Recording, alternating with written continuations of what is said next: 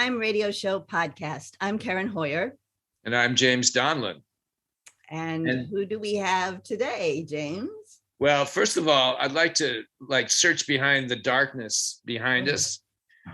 And there's a man lurking back there named Michael Diaz, who's our producer. And he's the one that controls everything, our destiny, our past, and our future. So Michael, wherever you are, thank you very much for being the master of the levers and the buttons and the dials and the screens and the connections. Helps us, makes us look good, right, James? Absolutely. So today we have a group based in Berlin, Germany. Where else is a Berlin? I guess there's one in Indiana, maybe, or Ohio, somewhere, some little town. But the Berlin, Bodecker and Neander, a duo of these wonderful mimes and physical comedians that have been performing for several years. Let me tell you something about them. Bodecker and Neander have been producing their work for over 10 years, during which time they have captivated audiences and the press in more than 30 countries. German-born illusionist Wolfram von Bodecker and French-born Alexander Neander met while studying under Marcel Marceau in Paris. After graduating from his school, they toured the world as his stage partners before forming their own company, Bodecker and Neander. Bodecker and Neander used the term visual theater to describe their work. Silent theater brought to life by a deft combination of mime and movement, mask, clown, slapstick, and physical theater that also integrates elements of film and magic lantern theater. And this magic lantern theater may be something that is very mysterious for people over here in the Western Hemisphere, and we're going to learn something about that. So let's welcome in Wolfram von Bodecker and Alexander Neander. And there they are. Wonderful. Hello. Hello. Welcome to the Mime Radio Show podcast. We're so glad that you're here today. Thank you for inviting us. Thanks a lot. Thank you so much. So our first question is always about preparation. We like to know, how do artists prepare? And you two, as partners performing together for a long time, I'm curious what your preparation is, what you do right before you go on stage, how you prepare as a partnership, how you prepare solo, and what do you think of in the moment right before you step on stage? Maybe Alexander, you want to start with your answer? Theater is always a little bit, of course, all the time very exciting. So the moment before going on stage is, I think, all artists have to they have this situation, and of course it's a lot of preparation, because when we go in a theater, in a venue, we have to prepare everything with our technician. We have to set up the lights. We look how big is the stage and how is the proportion. Do we perform in a big stage with 500 or 800 seats, or it's a small one with 50, 60, 100 seats. So this is always the first thing when we come into a theater. Then we look, we see the stage. We have to know, okay, this is our center. This is the wings. How is everything made up? So and then, of course, when everything with our technician is prepared with the lights, and really to find the magic also of the theater, because this is the main thing, to even if the theater is not really wonderful, we try to make something with the light and with the atmosphere that the people really forget where they are sitting. And this is our first idea, is that we are not performing for ourselves, but we do something for the audience, and the audience has to be comfortable, and yeah, so this is the work we have during a whole day when we prepare a show. And of course, I mean, when 2 minutes before the show, we are really excited. My hands are wet, and I'm going right, left, and Wolfram is looking at me like, stop, stay calm. And so it's really exciting. So Alexander, are you the nervous one and Wolfram is the calm one, or what about? It's really depending. It's depending. Yeah. Yes. I mean, yeah. Wolfram, you've been I've heard the term illusionist, so that suggests magic and props. I know that both of you use very interesting props. So in this preparation, I'm sure the physical objects are important, like how they play and where they're placed. And do you have a list that a check where you check off where things are placed before you start? Wolfram, what do you think? Yeah.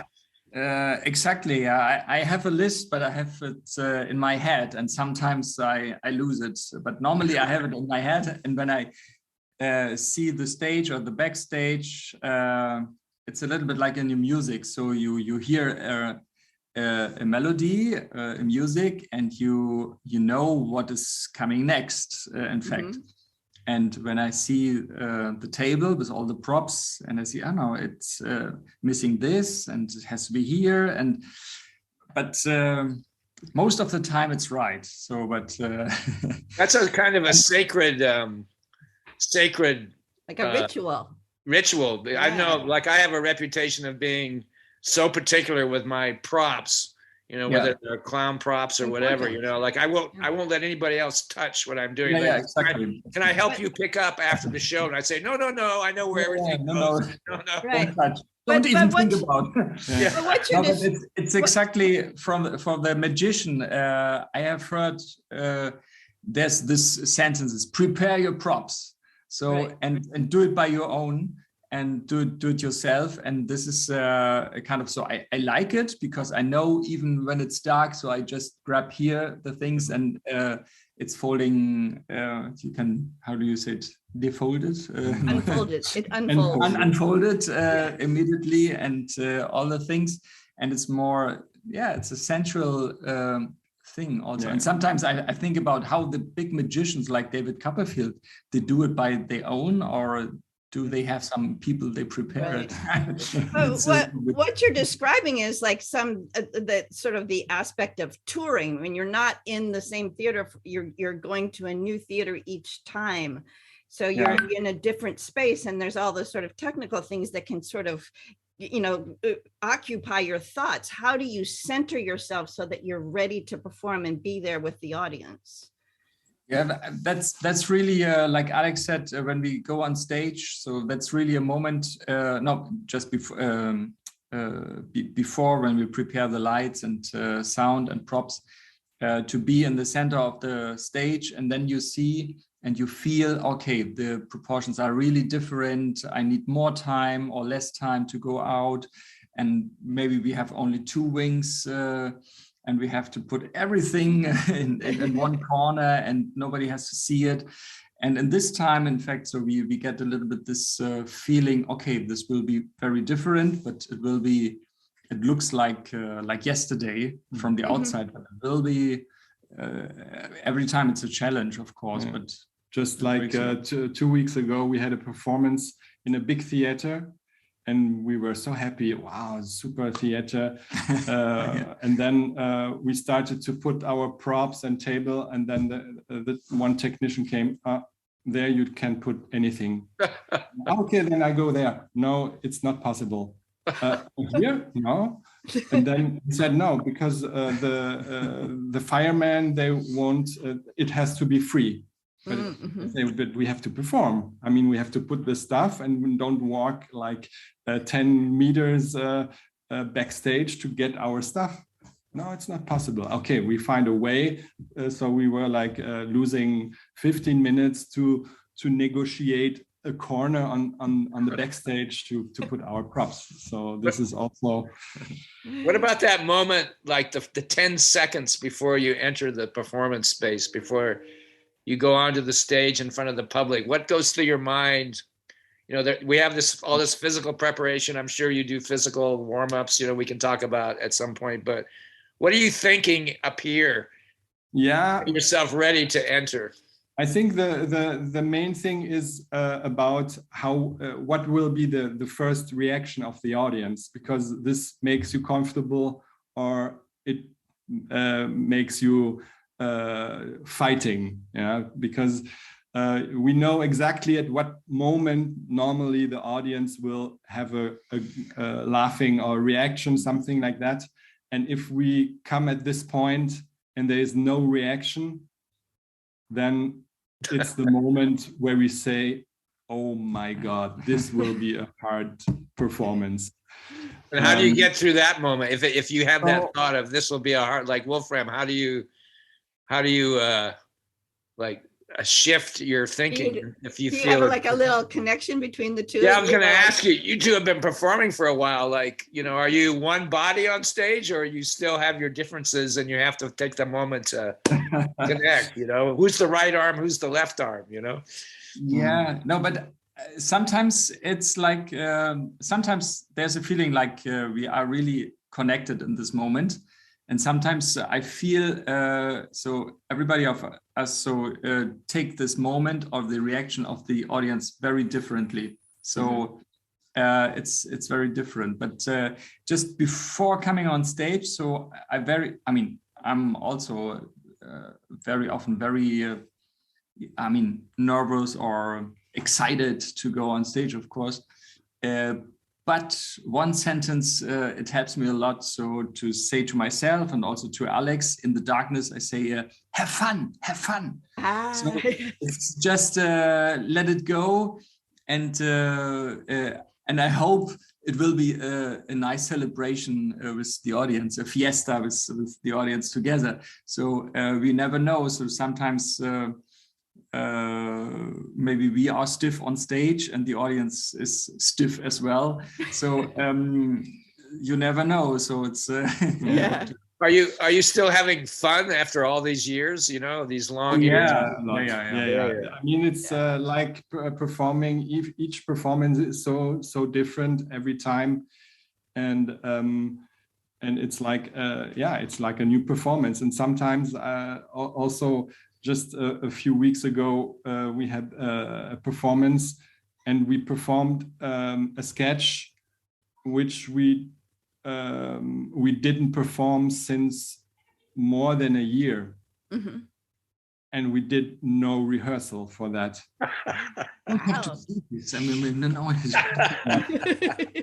And then we just before the show we said, let's.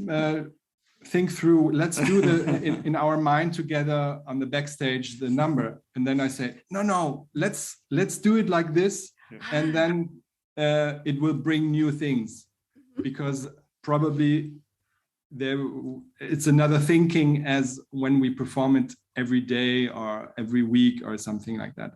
And it was a nice experience. I mean, it was the problem is we just performed it like we created it. So that's a great example of being that's a great example of being a partnership, because if you have all this experience behind you together, that it's so wonderful to work together, because you can make shifts very quickly, you know, but given the relationship that you've had for years. Tell us about a little bit briefly about how what your backgrounds are, how each of you came to this art form, and how you met at Marceau's school, and how you decided to become a partnership. Either one of you can just sort of talk about that. My background is maybe, not maybe, I'm sure. No, for example, my mother, she was playing piano, and in the church the organ. Yeah. And so we had a lot of music in the house. And my father, he's a big fan of magic and theater. So every time we went to the theater, and he brought my sisters and my brothers and me to the theater, and it was circus as well. And so it was a part of our life. Mm-hmm. And I was a very a silent boy, full of imagination. And I remember in my childhood, when I was 4 or 5 years old, every day, so it was really for a period, it was every day I was listening to Peter and the Wolf of Prokofiev, mm-hmm. this disc. And this was for me magic, to imagine the wolf and the birds, so I think so theater and music, it was all the time very present. And it's so interesting. I had the same. I used to live, my mother was an organ player too in a church. Yeah. And wow. I remember Peter and the Wolf, the musical score, right. With all the representations of nature and characters and animals. Yeah, I have that same thought. I'd never thought about that for years. Yeah. So did you go to college for the arts, or did you go directly to Marceau's school? No. Before my hobby, my favorite hobby was to do magic. In mm-hmm. fact, and then I saw a pantomime in my city, and it was fantastic. And my father, he was always telling me, Marcel Marceau, he was performing in your hometown, in Schwerin, in the north of Germany. And I remember it's the big poster of Marcel Marceau. It was always in our room of my childhood, in fact. Was that the classic poster?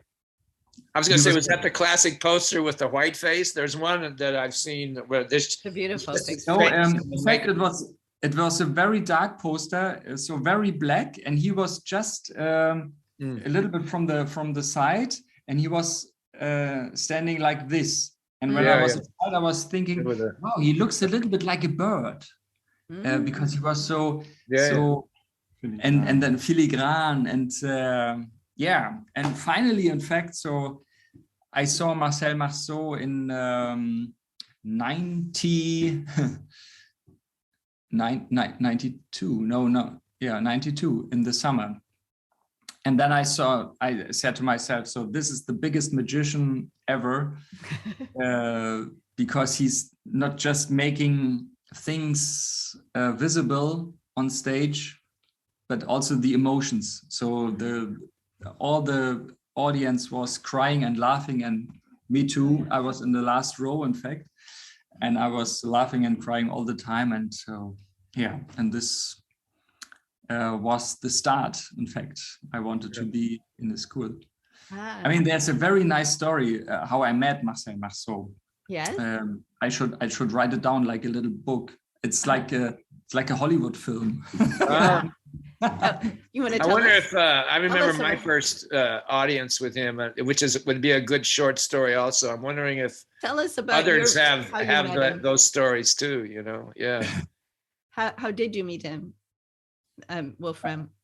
Are you going to save it for your book? It was, in fact, it was in Hanover. So he performed, and I prepared a letter. I gave it just before the performance to his manager, and then in the end, I was waiting for almost 2 hours outside, and nobody was there anymore. And my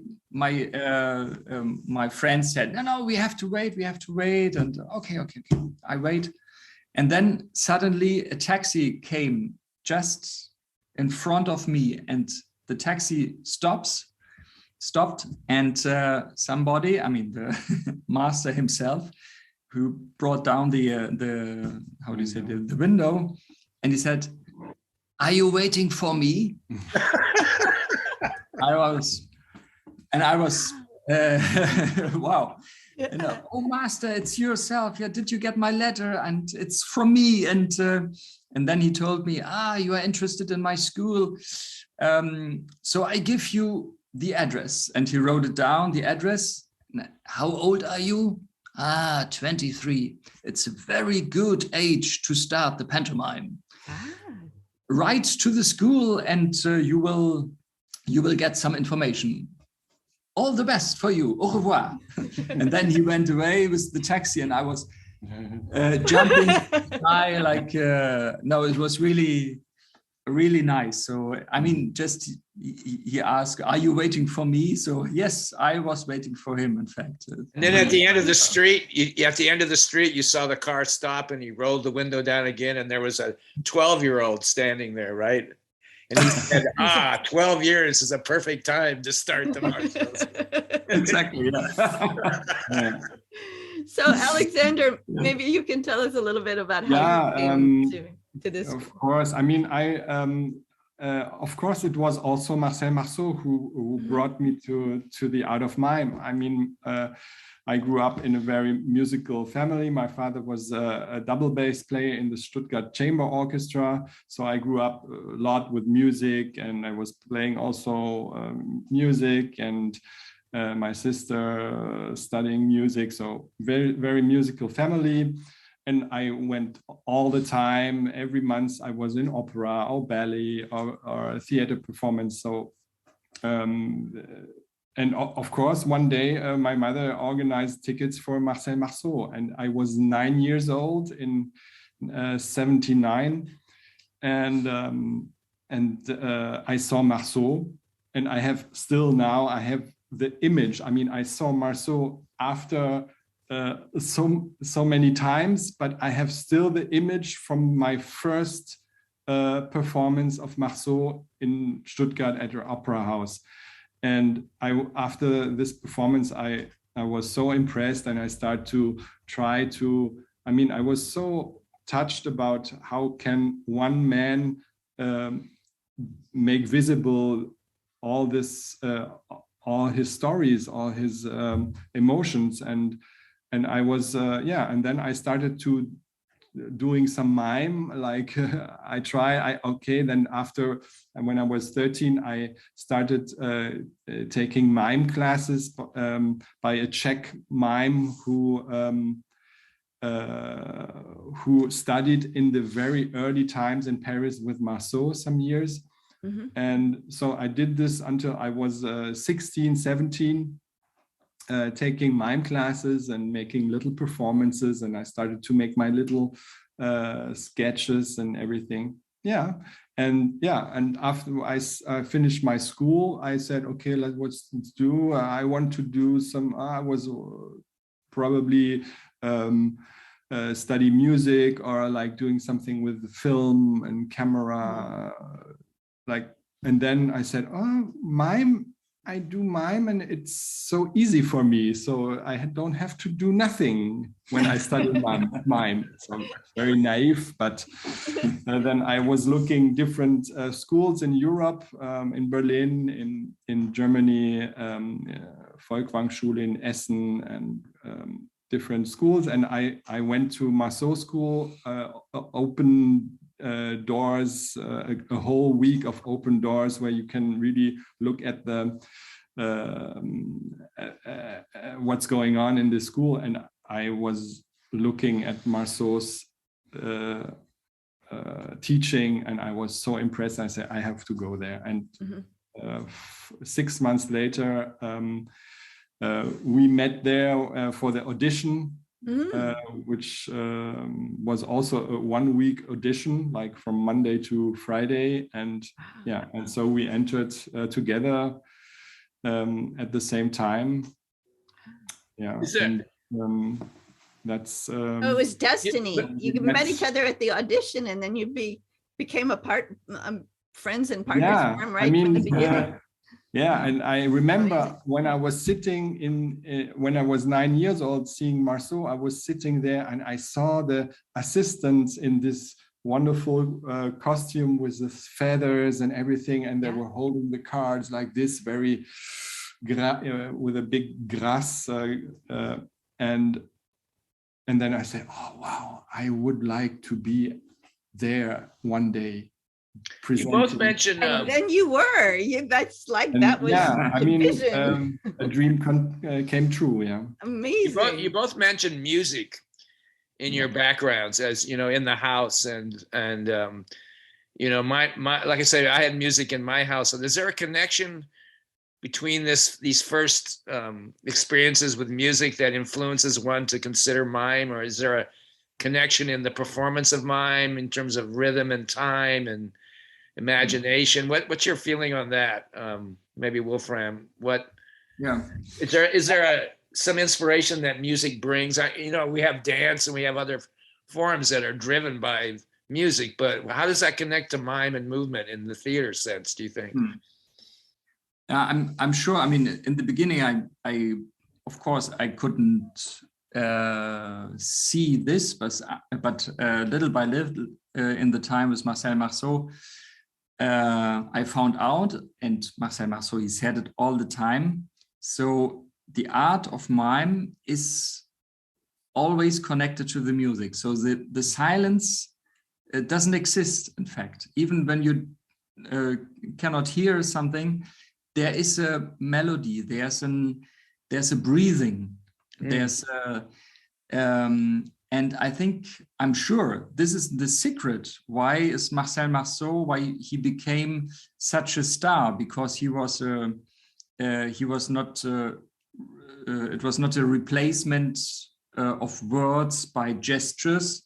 It was the breathing of the situation, of the feeling, and to give the time for some thoughts, and to give the prolongation of a feeling and the thoughts.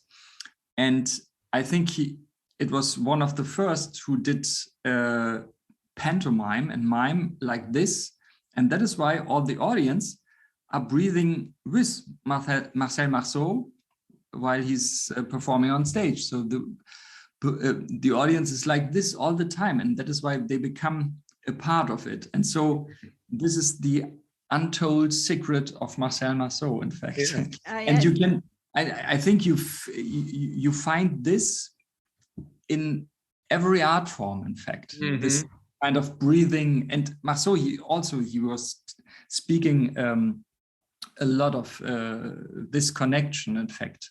The composition, the melody in an architecture, for example, and so music is so the rhythm, very primal. It's very centered to being human. What other influences may have come into your lives early? Like, you know, like a lot of people reference nature.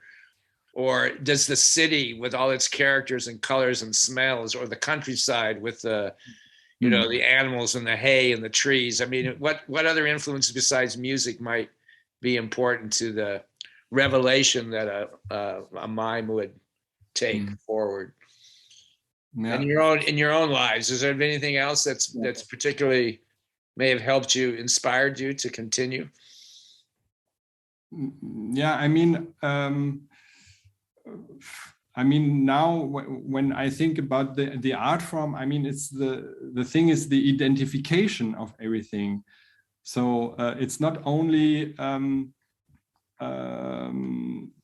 only like Wolfram said, that we are replacing the words, but we have to do actually the opposite. Yeah, I mean, there are things when you use if you talk about you do like signs, like, or you do things like you use also when you talk, but in fact when I take a flower, it's not like taking the flower and do like, I mean, this is on stage when you have like a big audience and you take a flower and do like nobody will see. I mean, you have to bring the smell on the whole in your whole body. So your body becomes the actually the noise, your nose, and your thoughts about the smell.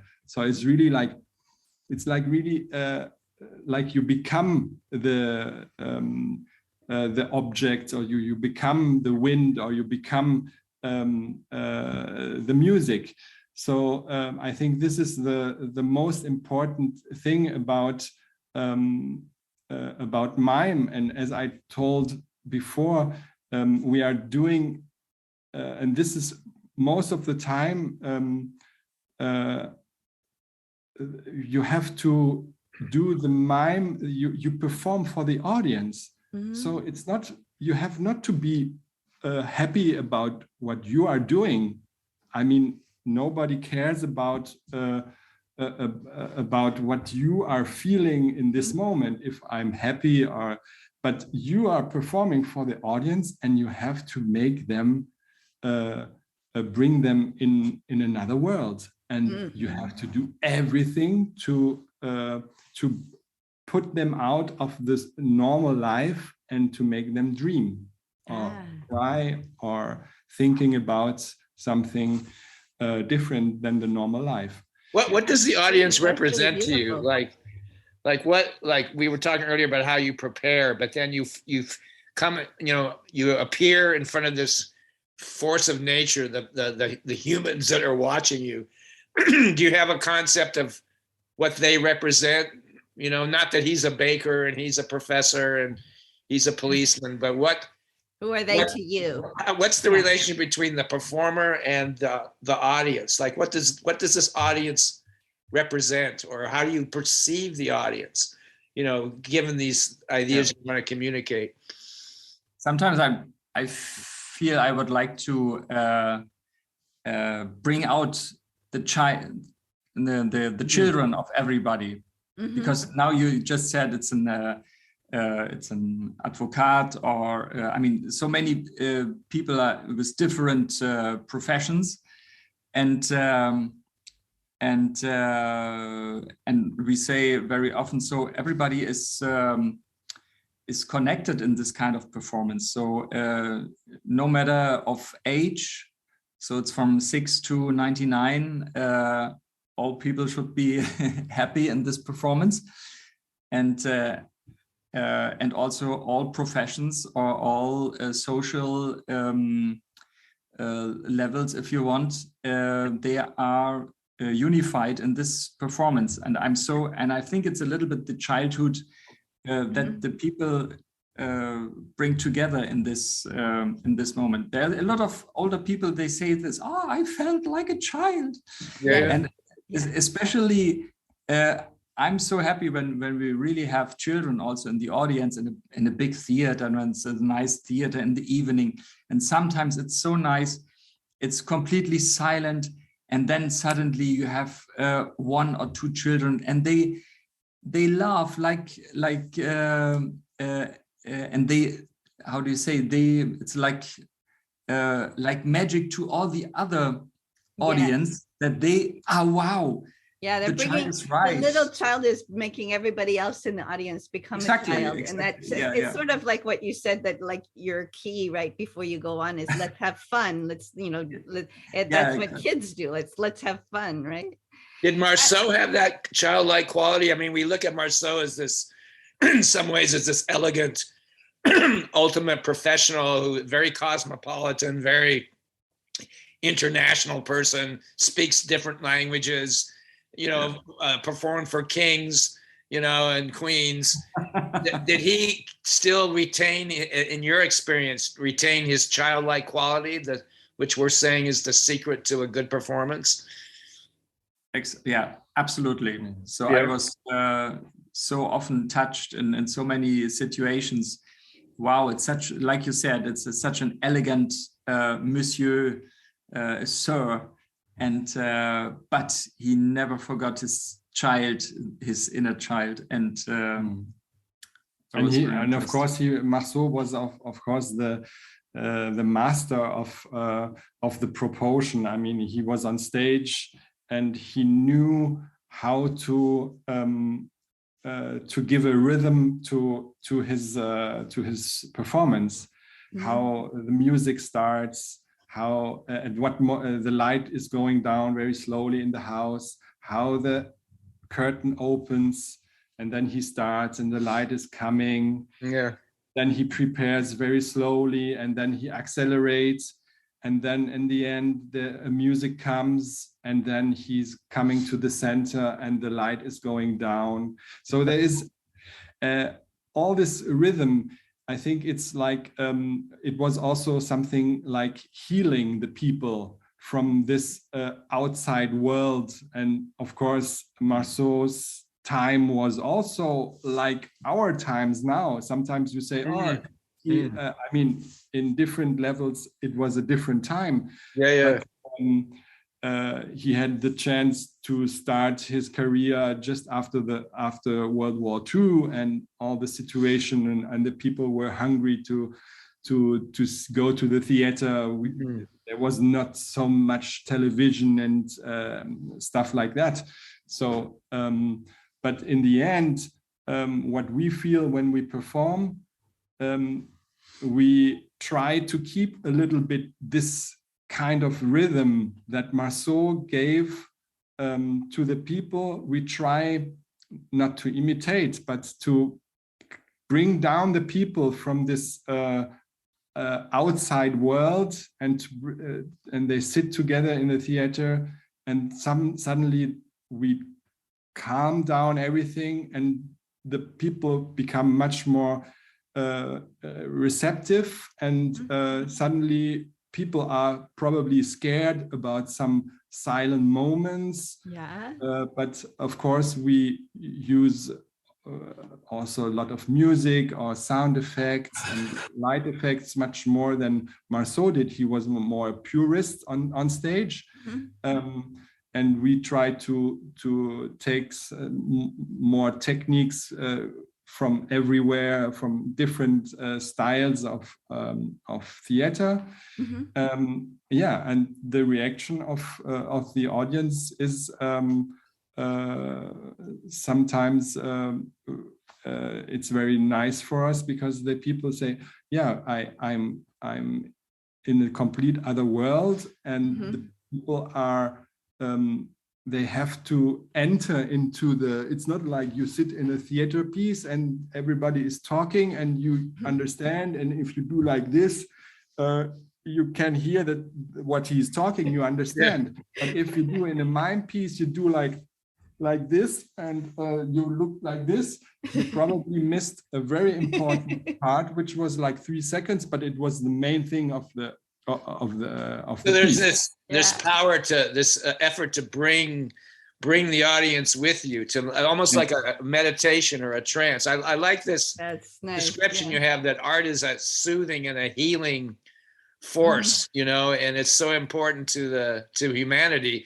You know, what you say is true, because Marceau was born out of the chaos of World War II, and he was very active, as we know, like, you know, even actually working with children, right, during those early parts of World War II. But in our times today, you know, in my career, I've seen how physical theater has grown during moments of unrest, social unrest in the world, and like today, it's crazy what's happening today. So I have a feeling that mime and the physical theater arts will have a new visibility, because it does have the potential to soothe and to enlighten and to calm people, and to keep their concentration in a good place.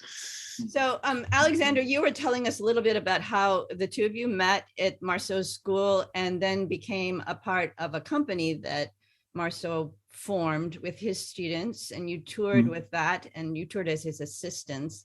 But I'm really, really curious about how the two of you became partners and how you work through the creative process of being partners. So tell us a little bit about that sort of evolution of your. It's a little bit like being a married couple, I think. You know, like what are the triumphs and what are the failures and what are the challenges? You know. Actually, it was like. It was a little bit by chance that we came together, because we were not like sitting together in the school and we said, come on,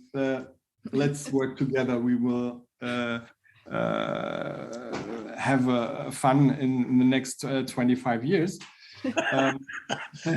No, it was actually, yeah. I mean, we finished school in '95 and had the chance really to enter directly in the new Marcel Marceau company, which was created at this time because Marceau needed to make a new performance after he created the overcoat. Again, after he created it in 52 or 53. We had the chance that we came out of school and boom, we were in the Marceau company, preparing a show without Marcel Marceau, and Marceau came for the last month and arranged everything. And during this time, the overcoat was, they continued to perform. So there was, I entered there, then also Wolfram entered to perform in the overcoat. I think in the last show, only for one performance, he entered in the overcoat. And after that, we created the bowler hat. Also a beautiful homage to Charlie Chaplin. Yeah, and I mean, we knew each other since '92. We worked together in the company. We had fun, and I mean, Wolfram also like historical. He's from East Germany. I'm from West Germany, so we were like two completely different people standing side by side, having completely different ideas about life and about knowledge and history. Everything was, I mean, we are still a completely different person, and this is what probably makes also the thing on stage, that we are not we are really completely different characters, and that makes together something which is always kind of not the same level. It's always right. The force is switching from one to the other, or from a little bit more the sweet, nice guy, and I'm a little bit more this guy, which is like a little bit like yeah, the two partners have to be very different, like Laurel and Hardy. We find out, and also during the Marceau company, and also during the school, that we were different. And but Wolfram went back to Berlin also during this time. He came only when we worked with Marceau company. He came to Paris, and I stayed in Paris. Yeah, and one day, and Wolfram was working with another person also from Marceau school, from our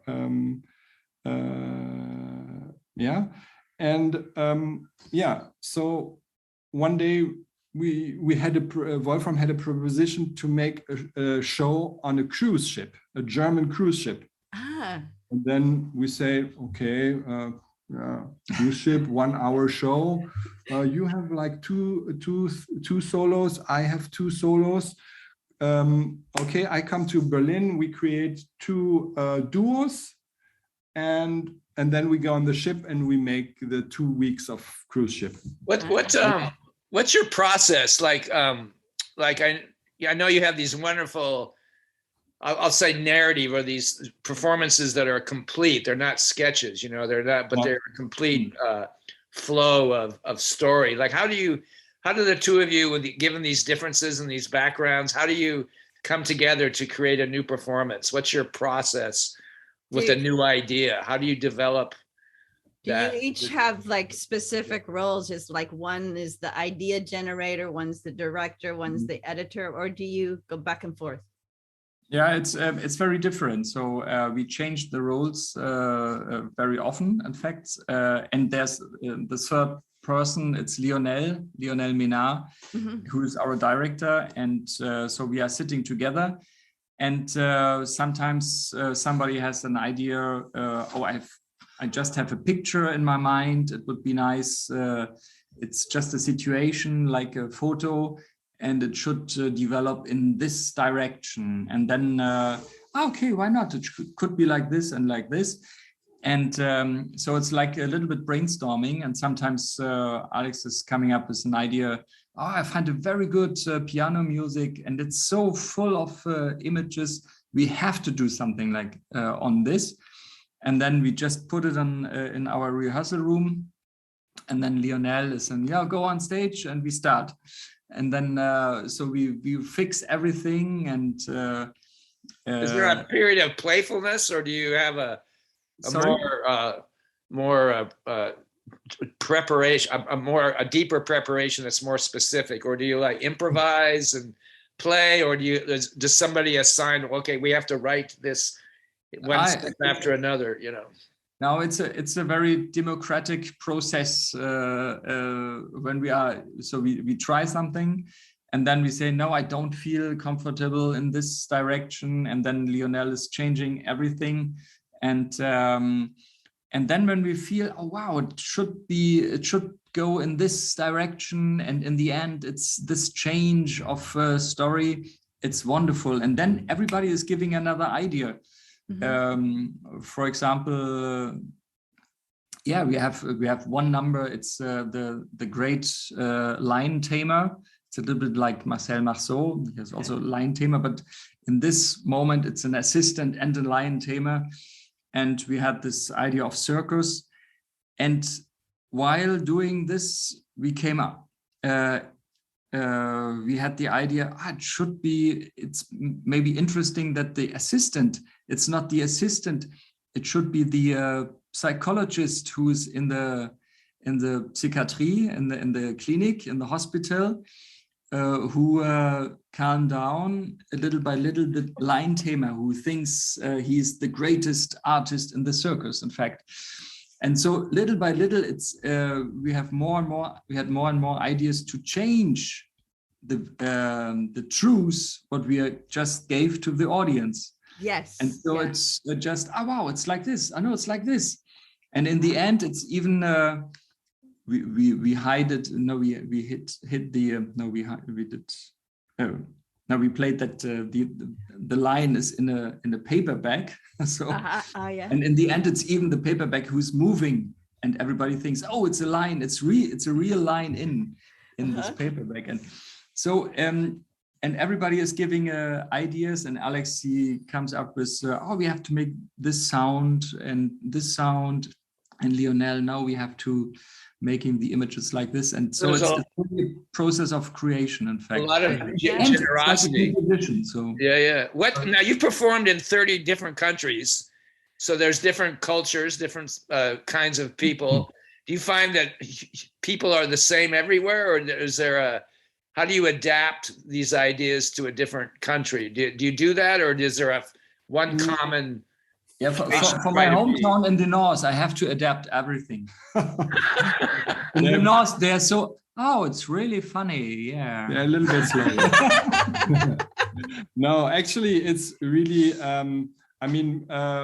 of course, for us, the most exciting was performing in South America, because we had the chance that former agent of Marceau asked us, you have a show? Okay, I can organize some performances there. Mm-hmm. And then during several years, we went there for like every 2 years, we went there for 5 or 8 shows. But I mean, we did nearly all countries in South America. And also what was really for us a big chance is that we performed in the same theaters that Marceau performed. So it was like huge venues. And of course, there we were really, really excited before the show. I mean, we were like shaking.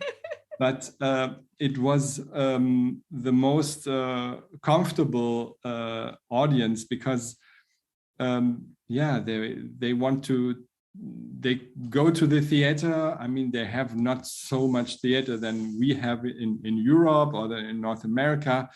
And so when they go to the theater, they want to have fun. They want, so you start to perform, they react, and you feel immediately comfortable, and the audience is really like making yeah, a festival out of the show. Yeah, Latin America is, you know, very family oriented, so the childlike spirit is there. Yeah. It's very surreal.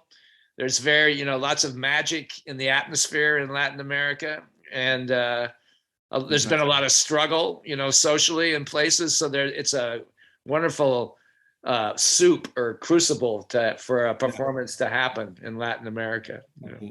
Yeah, and of course, I mean, we feel even in Germany, we feel like big difference between the north and the south, or if we perform in a festival, or if it's another organization.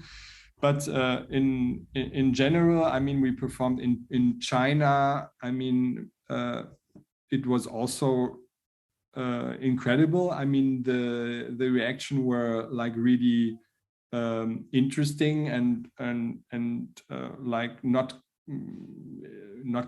comparable, but like the style is like when they applaud, they make like and then it's finished, you know. It's not like you have more reaction. Right. So it's different, but we had the same, like the Chinese we had also in Netherlands. We performed, but there was no reaction 1.5 hours, no laughing, no nothing. So we were like performing in front of a wall. And then after the show, standing ovation. Wow. And they were gone. So it's just like a different cultural reaction.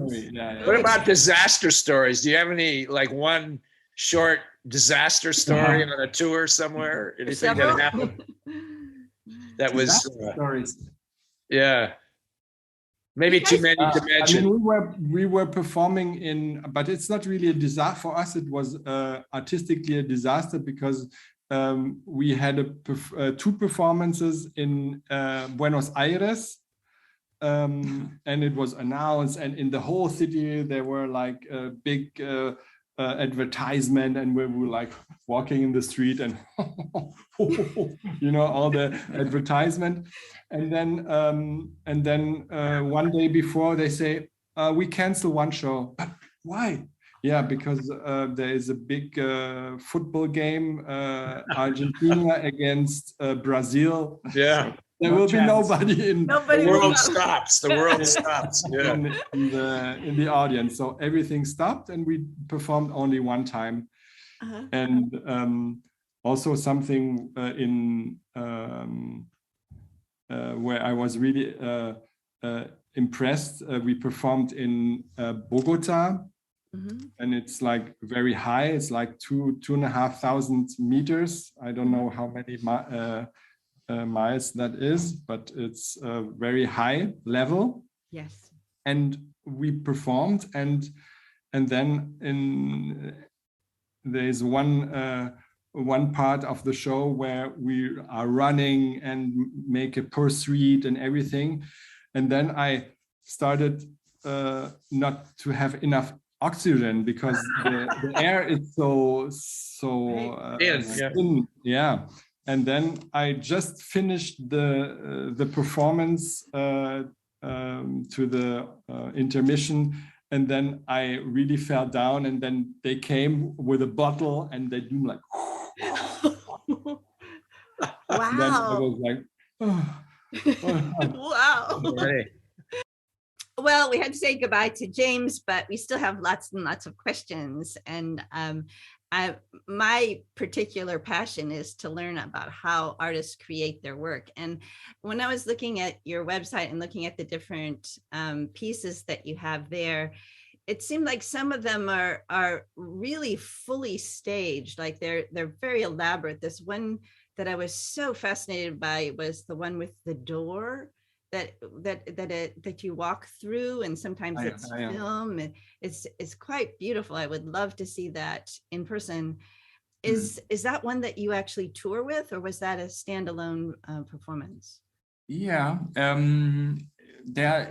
this, for example, it's a creation about it's an homage to Erik Satie, the French composer, and it was created in the Konzerthaus here in Berlin. They asked us to create this with Lionel and our team, and we performed this for a long time there. And then they stopped it, and then we asked, okay, we will buy it, we will take it, and because this is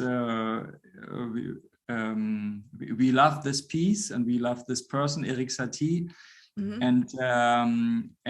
Yeah, we could tour with this performance with different musicians. So we have a pianist and accordionist, and so it's for young people and for adult people, and but it's a heavy piece. So we need a little truck to organize everything. Right. But it's really it's magic, because this music and this personality, Erik Satie, he was such a child and so surreal. That we love this piece, and we will continue to play it, but not so often, in fact. Is that with live music then? Live musicians that are exactly, with live music. Yeah. Music, yeah. Do you And of course, go on? This piece, of course, there is also a lot of props, so it's a little bit different to our normal performances. And every little part of this performance is connected with the music and with the real story, what really happened in his life of Erik Satie. And yeah, it's a little like for us, it's a little treasure. So you open, and also for the audience who discover this performance, it's like 1 hour and 10 minutes, like every 2 seconds there is something new appearing, disappearing. Also, we use this kind of black theater, like props moving in the space, and all is connected with the music. A beautiful work, also with video projection, and this door, you can see it becomes different things. It's a door, but it's a window, and then it becomes a grave, and then it becomes a ship, and it becomes completely different meanings. And this is also what we look in our different performances, that we use props, but they have different meanings, not as you can see it. Yeah. Right. You were talking, mentioning the what we here usually call blacklight theater, that uses that special light so that if you're wearing black, you disappear, and just the bright things appear. But you were explaining a little bit earlier, and I'd like to hear again about how it's like a corridor of light that helps you do these things that appear and disappear. Yeah, exactly. That's in fact, it's the old-fashioned way, like the Laterna Magica they did in Czech in the 20s or even before. I don't know exactly. And so you have the impression as an audience, in the audience, that it's normal light. So normal light on stage. It's a little bit darker. That's right, but it's a normal light, and even in this light, so things can appear or disappear, and it's more, how do you say, more natural than the black light, this ultraviolet light. Which is a little bit, I think, very artificial. Sometimes it's good to have this flashy things, but so this is a kind of surprise. Wow, it's starting to move, even when it's normal light, in fact. Yeah, it's beautiful to see. I've seen productions that have come here to Chicago for the Chicago Theater Festival, and just magical, and that sort of magic that you create with mime, and then to add this extra illusion is really fascinating. Your shows, you said an hour and 10 minutes. Is that about like the length that you think is a good? No, it's different. I mean, this Satie production is 1 hour, 1:05. But normally when we perform our classical program, it's 2 times 50 minutes. So we have really a full-length show, and we have like 5, 6 different shows we can do. Like Well, I mean, what that now takes in the difficult a certain times, amount of stamina. How do you keep your stamina up? What kind of like a sort of a routine do you have to keep in shape? That's a very fragile point you mentioned. Okay. No, of course. I mean, we try, of course, to work. I mean, when we were young, everything was so easy, and now we start to be up 50. So it's you feel that the body needs more exercises. So yeah, we prepare, we make a good warming up before the show, of course. And I mean, we have around 100 shows a year, so we are all the time like in shape and working. And if we are not on stage, we are on the road. Yes. So it's a little bit difficult to find like a system about workout or going to the gym or something like that, because we pay for something probably and we never go, because the 3 days we have off at home, I'm really not interested in to go to the gym. No. So it's a little bit, we do some yoga, so for everybody for himself, or like normal, just moving, walking. And I have some like 4 or 5 years ago, I had some problems with my back, so I had to find create some exercises to be to be in shape. Yeah, so, but we don't have really something where we go, oh, we meet tomorrow at 8 o'clock there. No, it doesn't exist. So everybody is doing his only exercise. Well, I really, James and I have talked about this, about the mimes that we've met that have very long careers, and the fact that because as mimes we use every part of our body, and we're like isolating different actual muscles that mime is good for your longevity. I mean, Alexander, you were talking to us about you guys were with Marcel when he was quite elderly but still performing, and that sort of is a homage to the science of mime keeping your body alive. Yeah, I mean, this was the magic of Marceau, because I mean, he said, I mean, he never did one exercise. For him, it was like playing was his exercise, and he performed so much that he not really needed. But also, we knew him when he was. I mean, when we worked together with him, he was like 74. So he also was the man who can reduce all his movements to the essential. So, of course, in the last 10 years, he was physically much more reduced.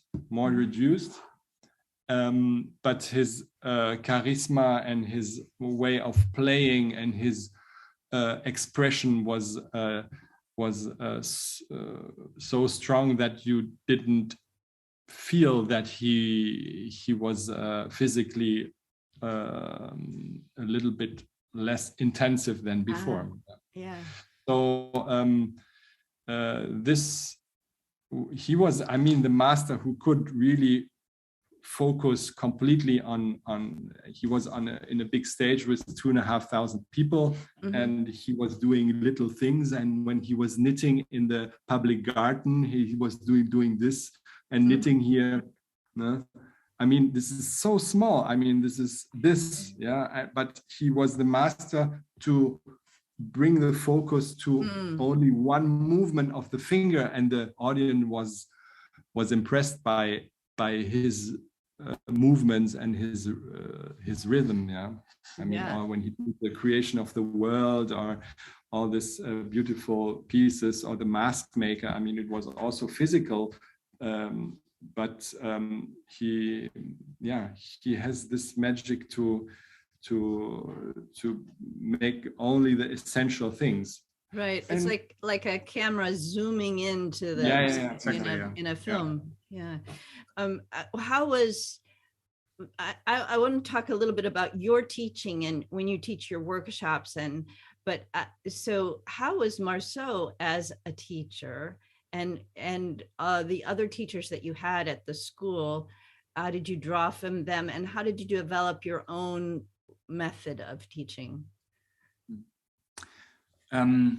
I found out that Marcel Marceau, he created, in fact, a kind of technique, if you want, of character conventions.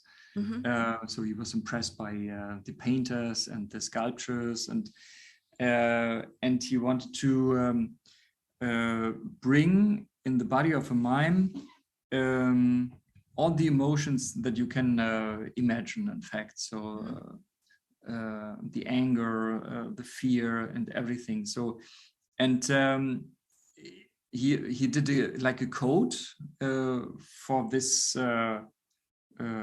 position, in fact, but it was not only a position, a freeze. It was immediately to bring this feeling in every part of the body. And so this is one part he did, and he created a lot of how do you say it, walking, different walks, in fact. Yes. Like a spirit who's walking, or like and hand positions and hand forms. And this is one part which you can see like a pedagogic part. And there he was very strong in it. And he, in the first year, it was this, you have to learn about this. But it was fantastic when he taught this technique. It was always connected to a play. So always connected to you just have to imagine what is behind the door you open.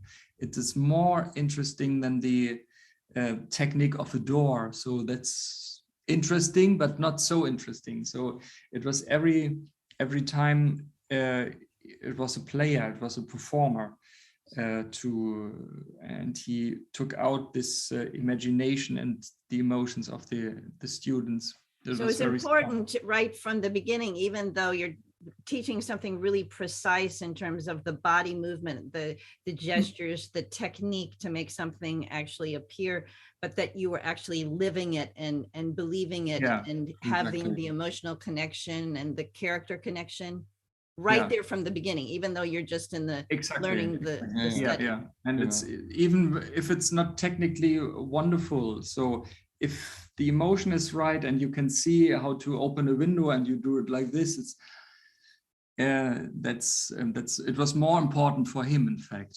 Well, I find that's what draws the audience in, of course, but then a student that is just looking at it, they say, okay, I'm going to figure out the technique, and they just do the technique, and they don't have the heart underneath it.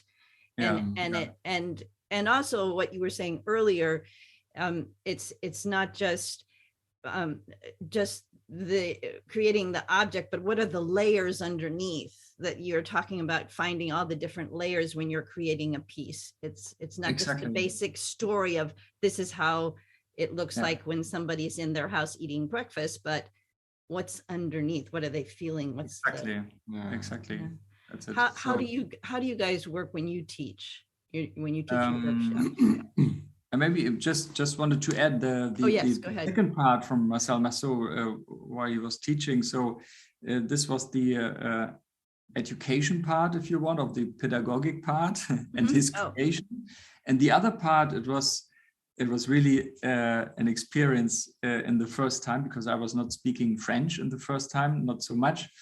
And he was speaking half of the time about mime theater and the other half of the time about culture. I mean, religions, different countries, the architecture, about music, the compositions. And I was, it's too much. It's too much. I can't understand. So, but little by little, I get this, what you said. So what is underneath, in fact. So it's not only play a situation you can see, but it's more important that the situation you play, it develops, it's changing to another feeling, it's changing to another world, in a dream and everything. And so this was really a very rich moment. And when he was speaking about other countries, you could, about the culture, so you could be sure that he met all the people alive, I mean, in the situation. So he was traveling all over the world, and he took all this treasure of culture, the music, the different rhythms, in fact, in the culture. So he brought he brought the experience of the world and the life he brought into his lesson, and told us about it to us young people who are like naive, and then we were so impressed about it was like a history lesson in the same time. It's so interesting that he found that it was important to share with his students sort of like a whole education, not just specifically mime, but why we do mime, what is it, what's that storytelling that we want, and where do those stories come from? So I mean, and he was very open-minded for other propositions, for example. So he was there were a lot of people, they were really good dancers. I did some magic, other people, they were musicians, and he encouraged everybody to, you are a dancer, so do a little part in this creation where you really not only show you are a dancer, so make a dance with a very special feeling. So it would be a very good touch for this piece you do. And he encouraged me to put some magic in it. And I surprised him once, and he said, how did you do it? And I showed it 3 times. And of course, the 3rd time he found it out, but I was really happy. That's wonderful. Yeah. So you're teaching. How do you do that? Actually, our teaching is, of course, I mean, it's of course completely based on Marceau's style, of course. I mean, we had also corporal mime with Corinne Zoom at this time. So we had the big chance to have the whole 3 years also corporal mime. I think we hated it the first year. The second year we started to say, okay. And then the 3rd year we start to to have a little bit success because Corinthum was really hard with us, but yes. I have taken a workshop with her, and it's fascinating, and they're so beautiful to watch too. So actually we think about her a lot of time because she said so many important things, and but we don't teach corporal mime because it will be not good enough. But of course, the base is of course the language of Marceau, all his walks, the hands, the different the five senses, 6 senses. 5 centimes. And of course, then the convention, the character conventions, which is also, I mean, this needs also a long time to I mean, I understood after the school was finished how important the character conventions are. And then this is a good part of course of our work. And then of course there is also some influences about other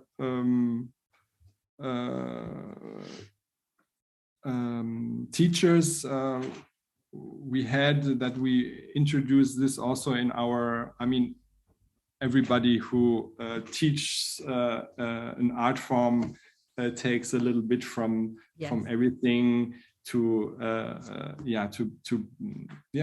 make the body fluid and everything, because it's also about how to work with the body and all the different possibilities of the body. And then the second part of course is about working on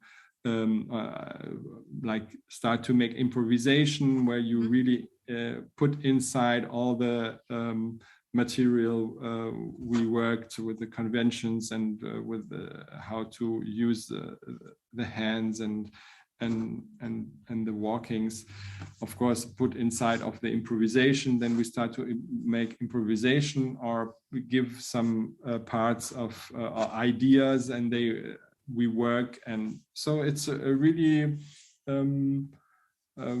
we really like. We do it not very often. We do it like 1 or 2 times a year. We give a workshop because we prefer, of course, we have a lot of performances, so it's takes also a lot of time to give a good. Sometimes a one day workshop is not very interesting, but then a week is really nice. Wolfram was also a teacher in the mime school here in Berlin several years. So this is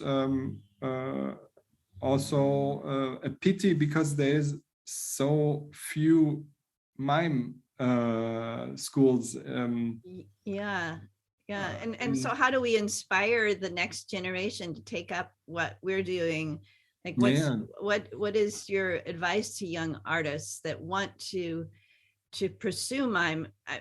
James and I both feel like this is such a beautiful art form that we want to kind of reintroduce and re-energize. What is your sort of advice to young people? Yeah, I mean, for example, during the workshops we give, for me the most important part is maybe the part for the creation. So because even if you have 1 week, so everybody is coming with an idea of mime or idea of theater or idea, I want to be on stage like a clown, or I want to do something with my instrument, but in a bit different way. So, and I think this is a very good space, in fact, to invite these people and all this ideas to present and to try to develop an idea of a performance of 5 or 10 minutes, and to see and to feel how do you can make a composition of a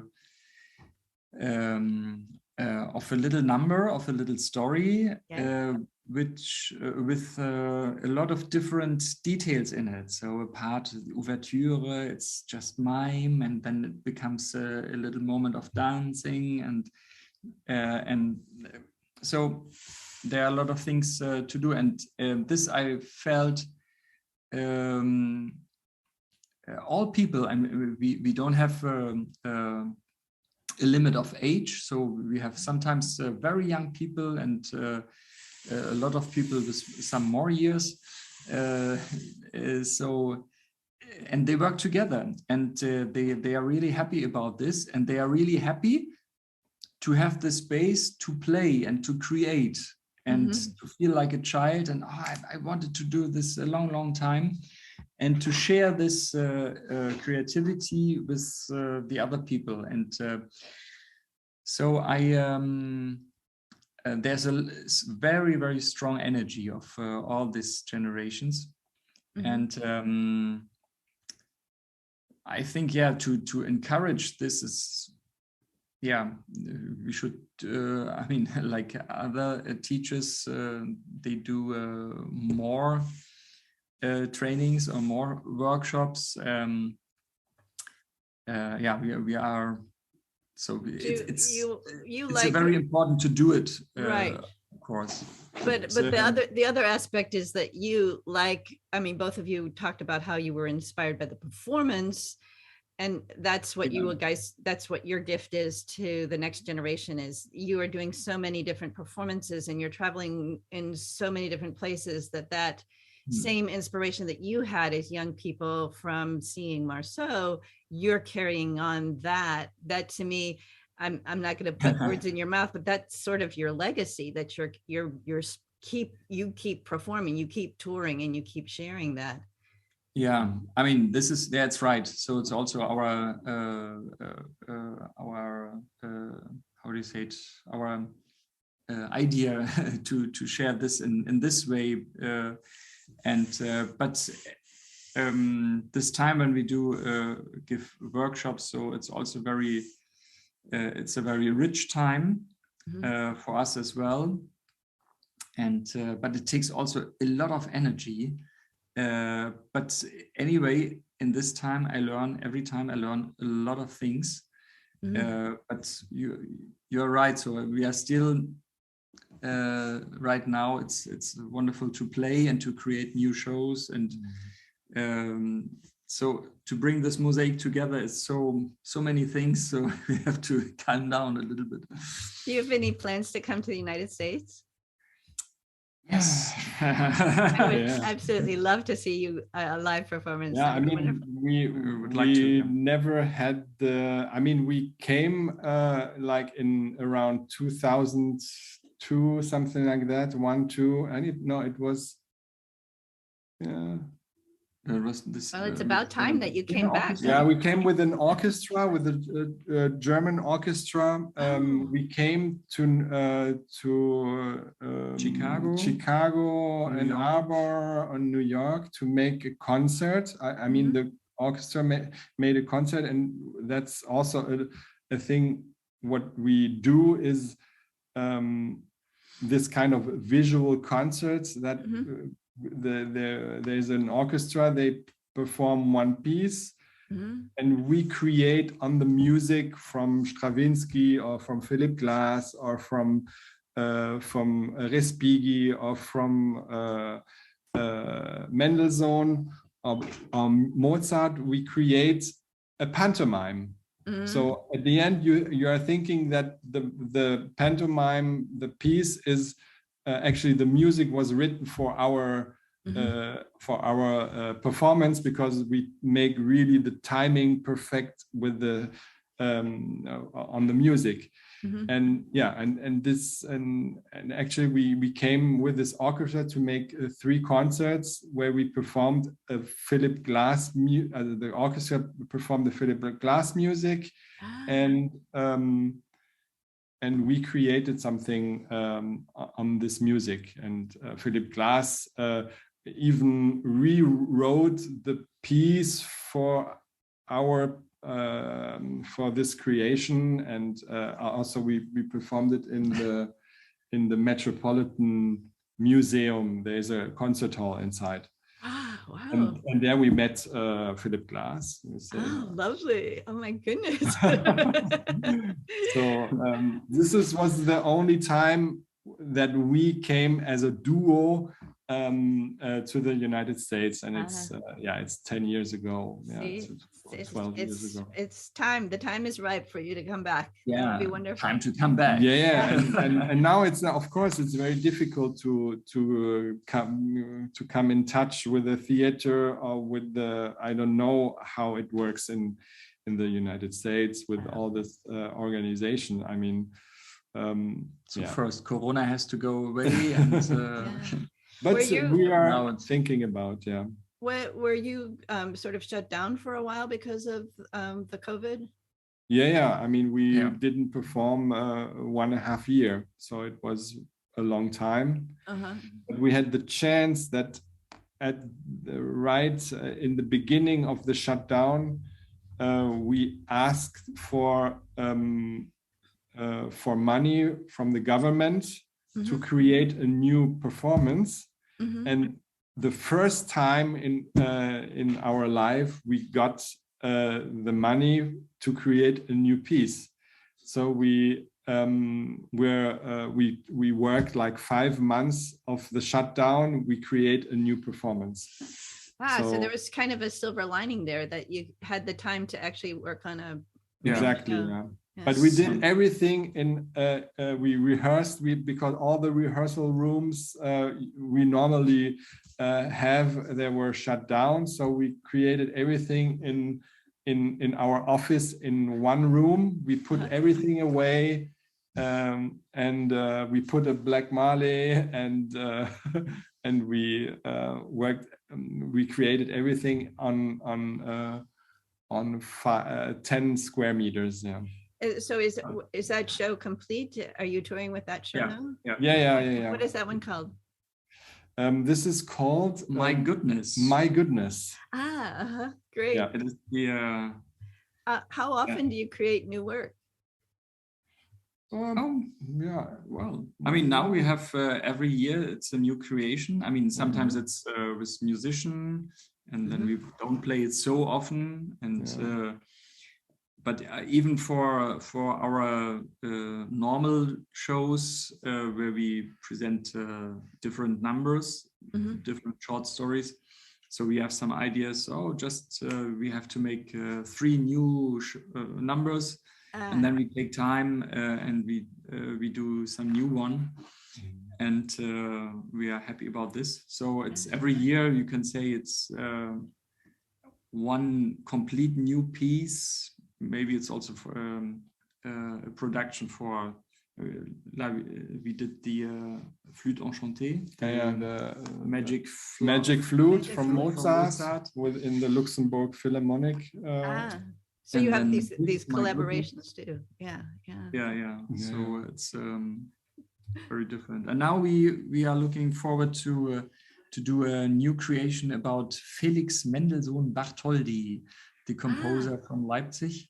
Yes. And there's the chamber orchestra from Leipzig, and so we create like an homage to Erik Satie. Now we create an homage to Mendelssohn. Oh, wonderful! Oh, that's wonderful. Great. Yeah. So, Alexander and Wolfram, we always close with this question. Yeah. What do you want to be when you grow up? Sorry, I didn't listen. What we want to be when we grow up.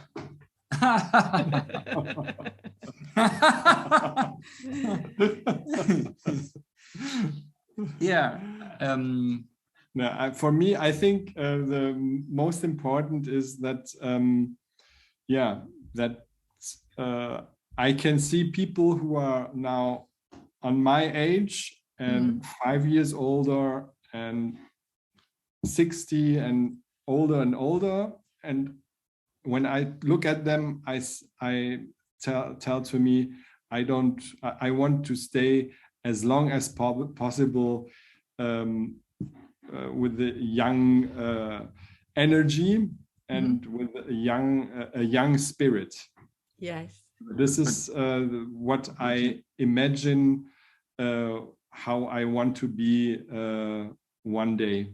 I mean, from now on until I'm older.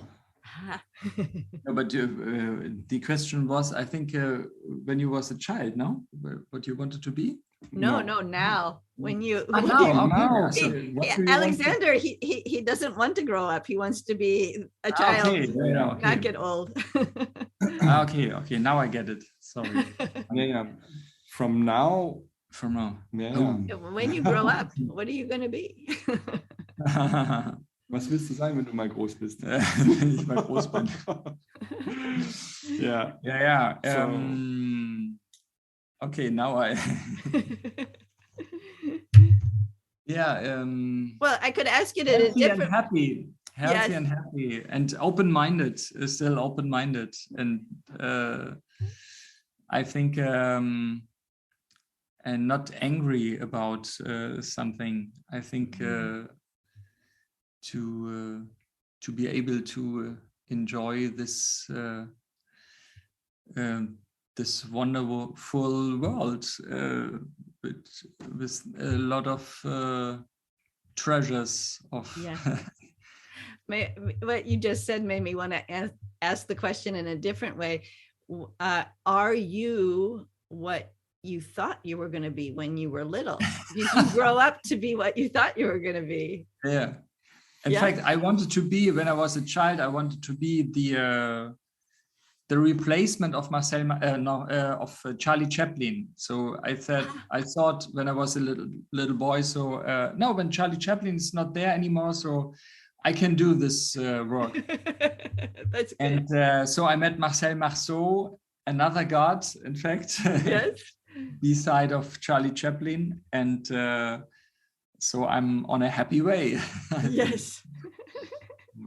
Alexander, did you turn out the way you expected? Are you still thinking about it? No, I think I'm quite happy. I think it's exactly, I mean, it's could be always you think it could be more and more and more. But I think when I look back now, the 25 years we worked together, it was like always like going like this.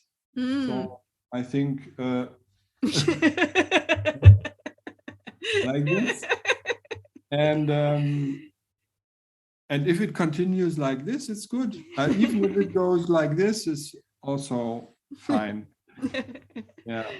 But I think it's good to look back and to, for example, in this time of Corona, the shutdowns, really we had to stay still and to see also, I mean, what we could create until now, what kind of chance we had to travel in different countries, to work in freedom. I mean, totally in freedom. Of course, there are some frontiers economically, but I mean, we do a wonderful art form, and this is very important. We work together with friends, so all the time it's a friendship. We are surrounded, and this is really a privilege, in fact. So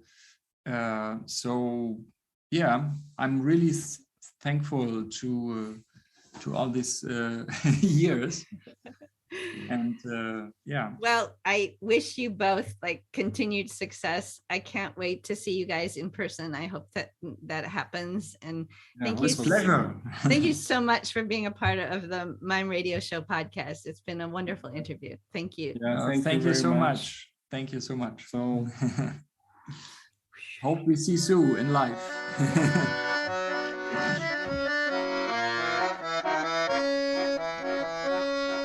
Thank you for listening to the Mime Radio Show podcast. be sure to like and subscribe. Join us in 2 weeks for an interview with Liz Bolick.